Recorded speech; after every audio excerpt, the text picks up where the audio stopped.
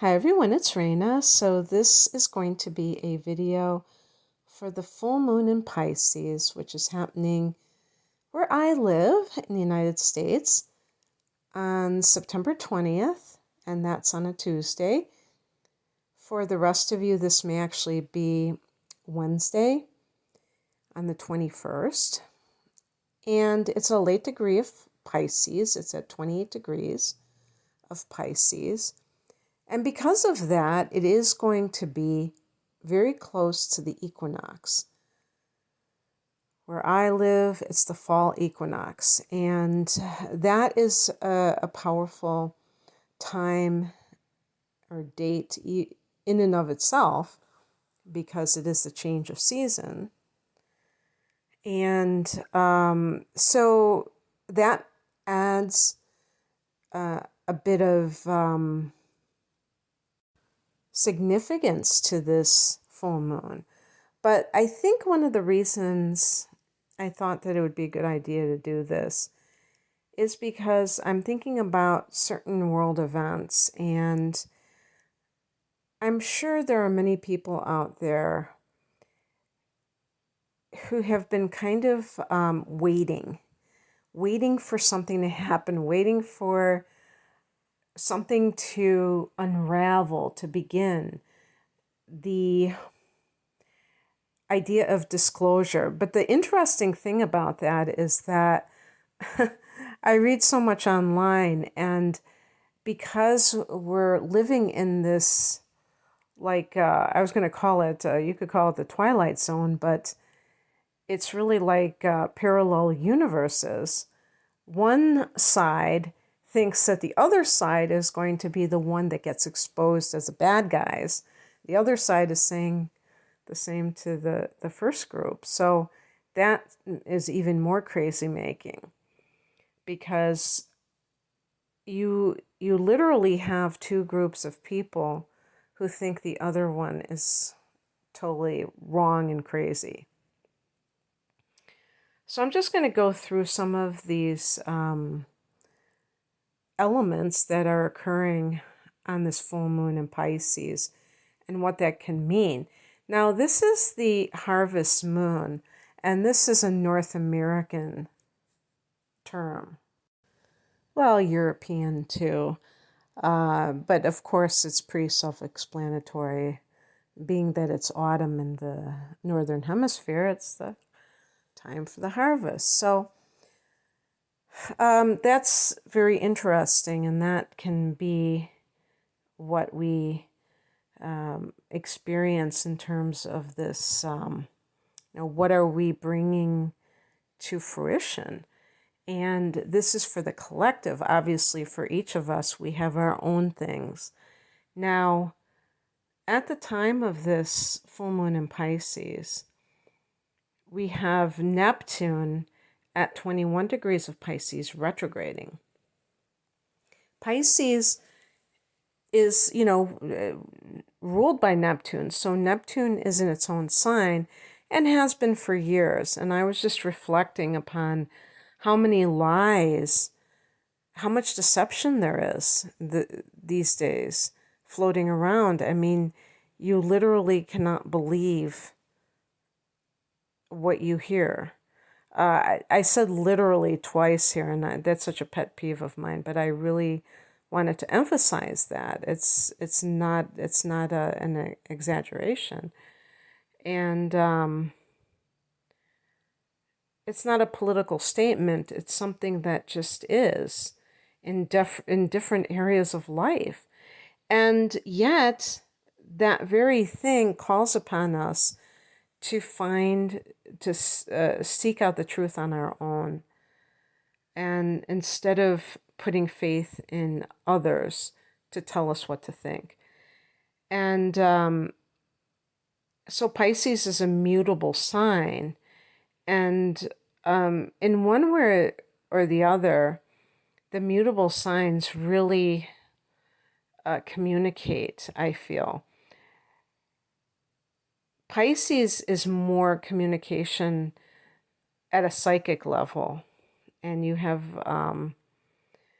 especially with Virgo and Gemini, more on the verbal level, the writing, the intellectual, and Sagittarius is kind of like Pisces in that sense of like being the sage and kind of being the prophet that communicates wisdom.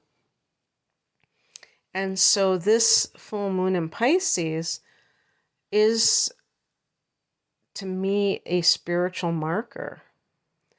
With Neptune retrograde, it means that illusions are no longer something we can hide behind. That's what happens when Neptune goes retrograde. There can be disillusionment because we realize that all is not as it seems. And in the collective, this can show up as some kind of information coming out.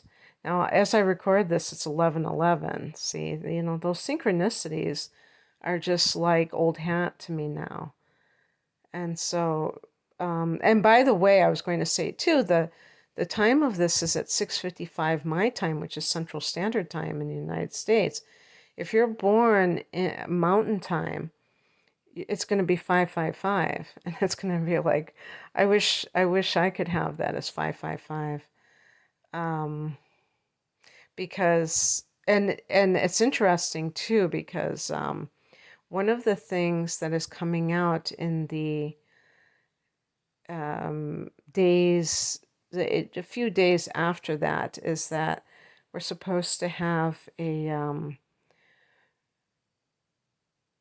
like the information submitted in Arizona, which is the Mountain Time, concerning the last election and an audit that was done. Who knows if that will actually transpire, but I'm looking for signs of movement. There was something else that is happening at that time, and when I say that time, it can happen in the aftermath. It doesn't have to happen on the 20th or the 21st. But there was some other kind of deadline or something I thought that was around that date. And what I have heard from, other people who are really involved in the whole disclosure and what is going on, that we're at the precipice with here, we're kind of like right on the edge, is that once one thing happens, then it just sets everything else into motion. And I really resonate with that. Sometimes you have an event that is shocking, or like a revelation, an arrest of a famous person. And it's like, oh my God, but it doesn't really lead to something else. We've had a couple of those in the last few years, and we thought it was going to just start the ball rolling, but it didn't. And so, there's always that possibility that it won't be something that just is a domino effect.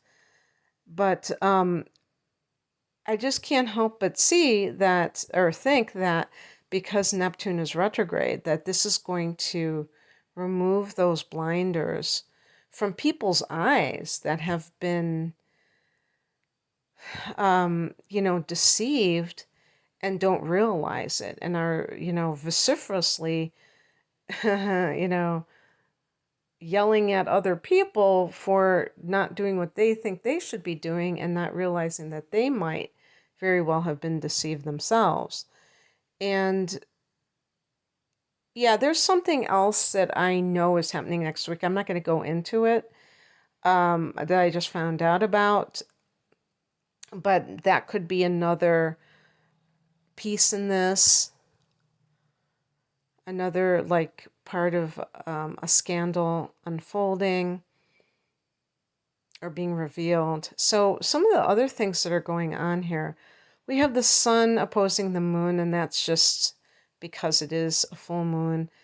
The fact that it's in Virgo and Pisces, to me, I always call those the odd couple, even though they are compatible elements, all oppositions do have I'm talking about when you have full moons, not just every opposition, but with the full moons, you have the opposite sign, and even though an opposition is challenging, those two signs will have a lot in common usually. But Virgo and Pisces to me are one of those combinations that are, like what they call complementary signs that have so many differences.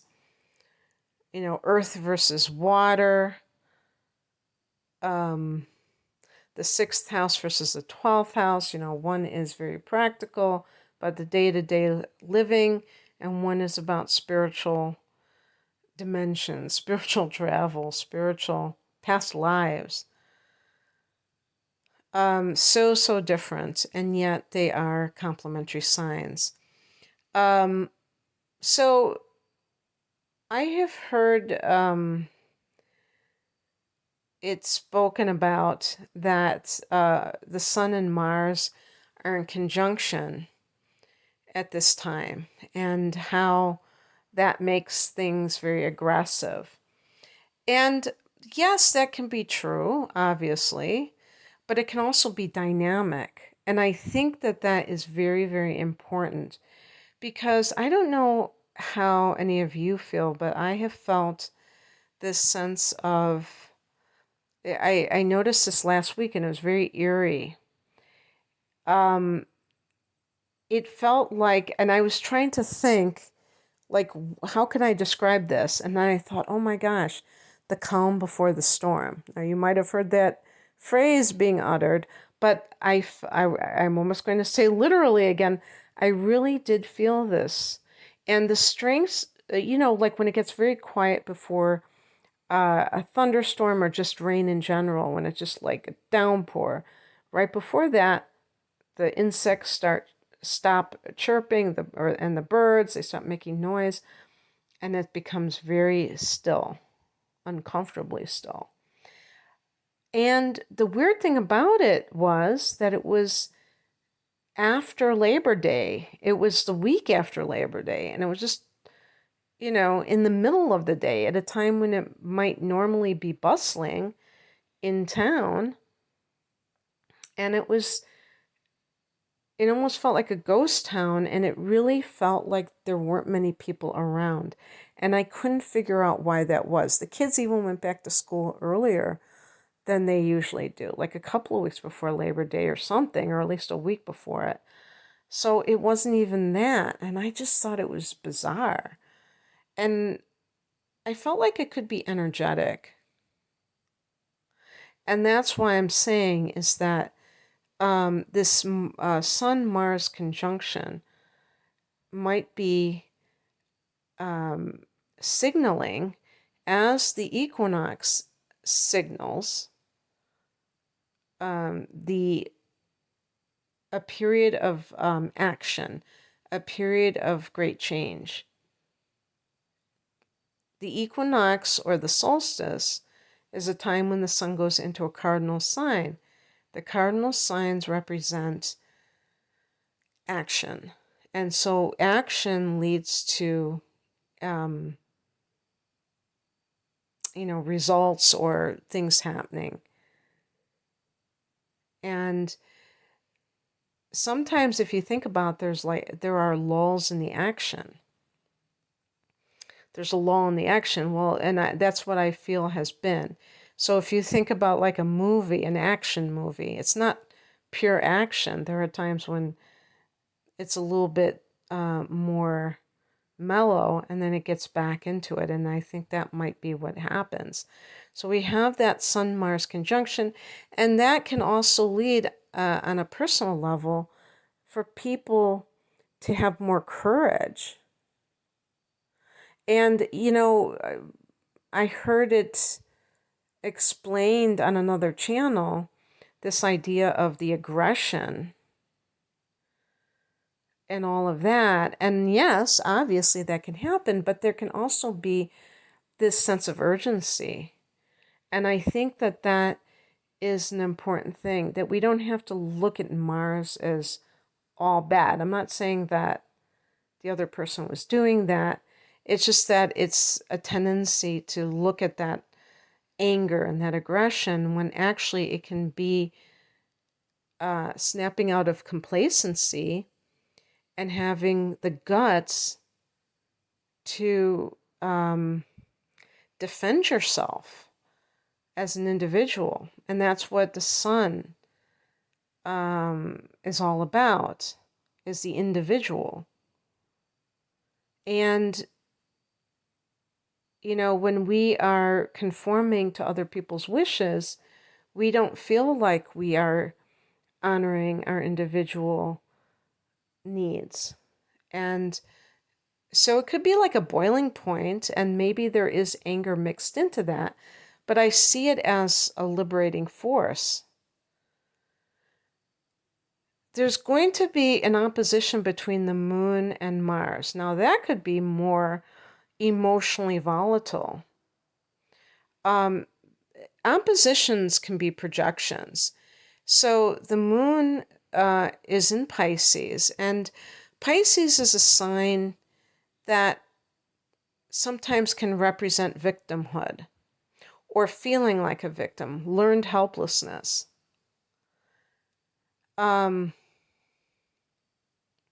It's interesting. This is an example of an opposition, and I'm just going by Astro.com's decision to, deem it an opposition. I don't memorize orbs, or anything like that.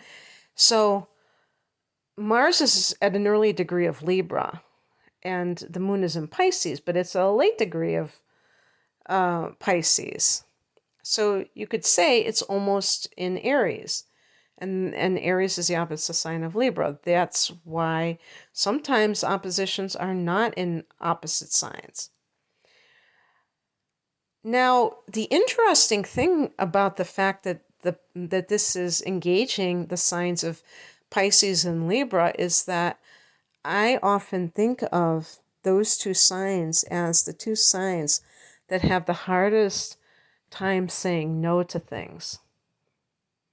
So you could say the biggest pushovers, but I don't really think of Libra as a pushover. And Pisces, it's not about being a pushover, but really being an empath who wants to see other people happy. But there is with Pisces sometimes that sense of learned helplessness. I will say that specifically with Pisces. With Libra, it's a people-pleasing tendency. So the fact that these two planets are going at it with each other and they're opposing one another, since both of these are connected to signs that have a tendency to say no, to say yes when they mean no, this could be people who are like that, having finally standing up for themselves. They may have been overly compliant in their life recently. And it's like every time they try to do what they're being asked to do, it's like the bar keeps getting raised higher. Whereas, people who are rebellious, they just say screw it to begin with. And they tend to have more freedom because they're not willing to just go along with the program. And the other people look at it, that's not fair. That's Libra's favorite phrase. That's not fair. But they may join the party and become a rebel because they realize that it's standing in the way of their own personal growth and freedom. And that can certainly lead to, protests in the street. It could lead to all kinds of things like that.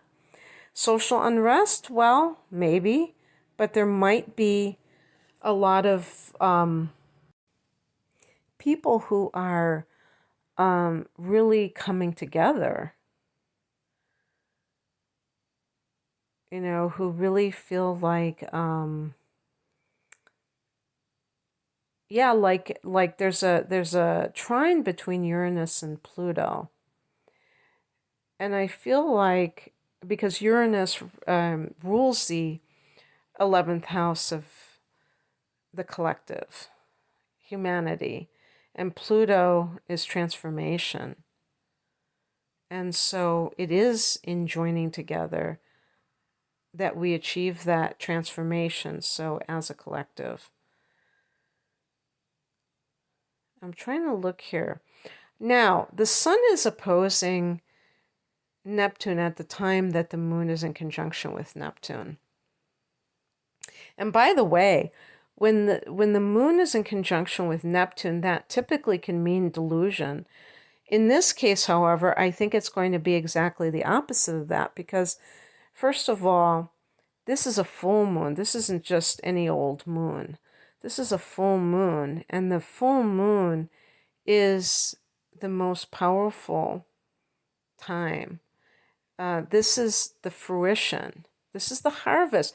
Now, every time there's a full moon, there's a harvest, and then this is the literal harvest moon. So, in the bigger picture, they say what you reap what you sow. So, what have we sown, and what are we going to get? What is going to be the the revelation that comes about at this time? Secrets can be revealed at the full moon, and with Neptune retrograding, forming that conjunction with the moon, it's not going to be a time when people can hide in, and can allow themselves to be deceived. It's going to be staring them in the face. And for some people, they're not going to want to believe it. I looked at Mercury. Now, Mercury is trining Jupiter, which is very good for positive thinking, expansive thinking. But it's also squaring off to Pluto. That kind of a square can lead to obsessive thoughts. Meaning that, you coupling it with the moon opposing Mars and things like that, people who are fanatics, that could be a little bit dangerous, because if you've ever observed a full moon, and I have had the distinct pleasure, and I'm saying that with air quotes, to be like, for instance, going downtown when there's a full moon, and being on the train or whatever, and you can tell, the people come out of the woodwork that are a little bit, a couple of fries short of a Happy Meal type of deal, and there's a lot of erratic behavior, and the thing is that those are people that might already have certain issues, but I feel like this is going to affect more people, because a lot of people take comfort in illusions. And even on the personal level, we don't have to make this all about world events. People who have allowed themselves to believe lies of their partner. Actually, I was looking at this and I thought I wasn't going to bring this up, but Venus is opposing Uranus. And also there's a square between Venus and Saturn. So and I thought, well, that's just like somebody's personal relationship. But really, some people who feel unloved may be projecting onto the other person certain things when they really want out. And some people that have allowed themselves to look the other way in a relationship may find that they can't do that any longer. It just is like too much. It's too painful. So definitely on the personal level, there could be people who are fed up. And that's one of the things about a full moon, is that it's that the heightened response, that the nth degree, the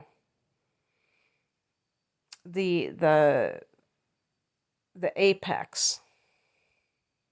But one thing I have to say is that there are some nice trines to, from Mars to Saturn to Pluto, which is helpful, and to the North Node, which is important too, because this is, as a collective, this is our destiny at this time, at this juncture in history.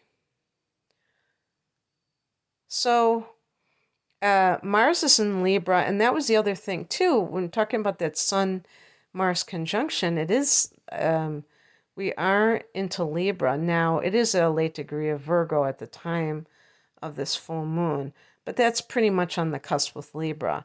And Libra tends to be very genteel, doesn't want to make waves. But sometimes you have to. You can't just keep going on as is. And I think that's kind of what's been happening lately, is that people are just they're trying to get back to normal, not knowing that that ship has sailed, that we're in a whole new ball game. And some people are in denial over that, and that's kind of what I'm talking about with that Neptune retrograde and that moon conjunction, that some people it's going to dawn on them. It may not happen as I'm stating it. It may be in their own way, but they have to realize, but they will somehow, like even maybe on a subconscious, an intuitive level, it will dawn on them. They will realize that that we're not going back. And for some people that can be very scary, because that reality that we're doing, that we are changing is too much, because they might have felt that they have lost too much as it is. Maybe they lost people in their life. Maybe they lost their job or their business. There's so much that people have had to face in the last couple of years, that it is truly a period of it's kind of like a turning point in a lot of ways. This full moon might be. I don't want to build it up too much, because there's going to be, I'm sure we're going to have a lot of these power periods, but definitely because it is very close to the equinox, I think that heightens the energy that much more. Okay, let me see something here. So, Venus is in Scorpio, Mercury is in Libra. Oh yeah, that's the other thing too. We're in the Mercury retrograde shadow. Mercury is going retrograde on the 27th. So here we have these things lumped together. We have a lot of planets that are retrograding, and that will be going direct in October.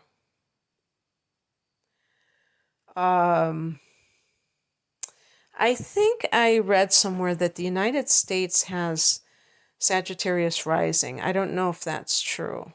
It's funny because that's my sun sign, and Sag is all about freedom. And we always hear that we always hear the word freedom attached to the United States. Whether it's true or not is a different story, but that's something that people who consider themselves patriotic always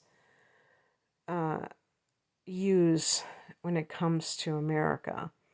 So the reason I bring up Sagittarius rising is that the South Node is in Sagittarius, an early degree of Sag at this time. The North Node is at 3 degrees of Gemini. We have Chiron in Aries. And that's an interesting thing too. Now this is not something that just happened. Chiron has been in Aries for a while. But that's, Aries is the ruler of the first house of the self. And Aries is ruled by Mars. So that idea of the individual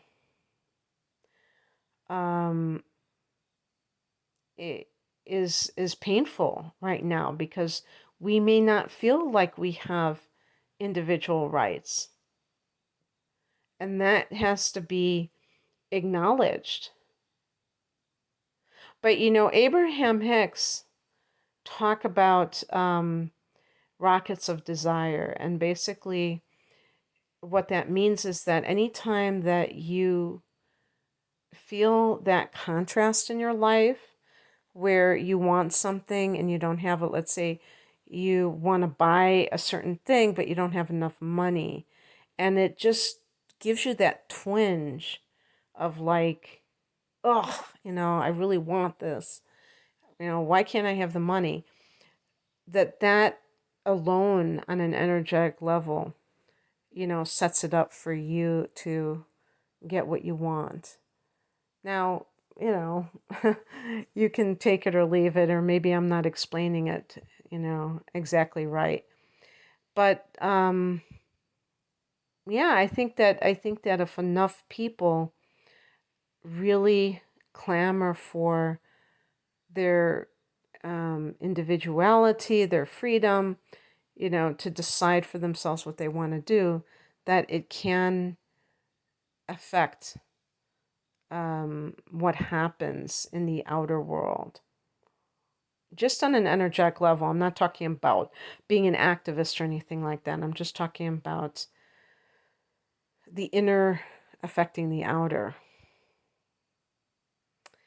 And yeah, so anyway, I hope that that you found this interesting. May we live in interesting times, right?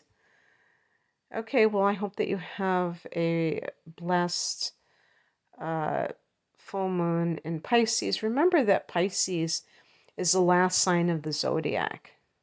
And this is at a late degree of Pisces. So that's another thing. I feel like when we have these full moons in a latter degree of a sign, that it is about kind of like tying up those loose ends and making peace with something as we begin a new cycle.